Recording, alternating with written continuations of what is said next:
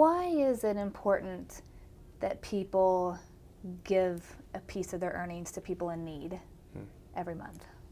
I think it's the right thing to do, without a question. I think biblically speaking, it's the right thing to do, and I think when you've been blessed to, when you've been fortunate enough to make ends meet, and if you have the overage and the discretionary income, I think we should help others.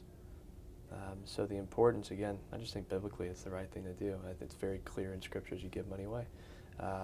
But I think it's just from a kind of humanity standpoint, it's just great to help others. Right. Hopefully we want to. Hopefully it's kind of a natural yearning and a longing in our hearts to want to do that. But I just think it's a good thing to do for folks. Right. And if is giving of one's time equal to giving financially? Sure. Like if someone, volunteers 3 hours in a particular week to help build a home for somebody, is that just as important as writing a check? Or? Yeah, I think so. Yeah. Yeah, I mean, there's the reality is some folks might not have the availability to give financially, where they just make ends meet, or they don't make ends meet, and their income's not high enough to actually be able to give away money. Right. I would hope that we could still give away money if possible, but some people just can't. So yeah, I think just the idea of giving and being able to give away your time, your talents, I think it's great. I've been told that there are more verses on money than any other subject in the Bible. Wow. So if you don't give away, it's hard to be blessed. And most people who've made money and make more money realize they have a responsibility to give back in some fashion. Maybe they're involved in a nonprofit, maybe it's their church.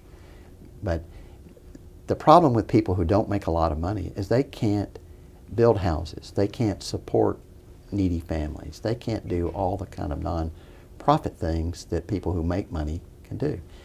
And lots of times, I don't know if it's cause and effect, I tend to believe it is, that people who've been generous and give away are blessed more in the long run. Yeah. There's a woman I knew in Austin, Sarah. She was 75 years old.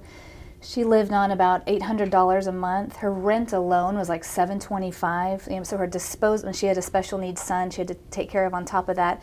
Literally had pennies, to operate with each month. But there was not a day or a week that would not go by that she didn't, offer to buy somebody lunch, or somehow, even though it may only be a couple of dollars here and there, I'm going to get choked up talking about it, but she probably gave more to people in need than the people I know who make a six-figure income. And I think I'm going to start losing it, but it's just a very special woman. I think we have a lot to learn from her, from people that really, truly don't have, they're struggling just to keep it together themselves, and they have a special needs child to take care of, but she always found ways to give financially to other people, and I will never, ever, ever. Sarah, we love you. So. One thing that touched me, I worked downtown Nashville for many years, and where I had to walk to get to my car, there were always people begging. And I went many years trying to just kind of work my way through that. And one day I followed a gentleman who was very well dressed, and the man asked for a quarter, this was some years ago, for a cup of coffee.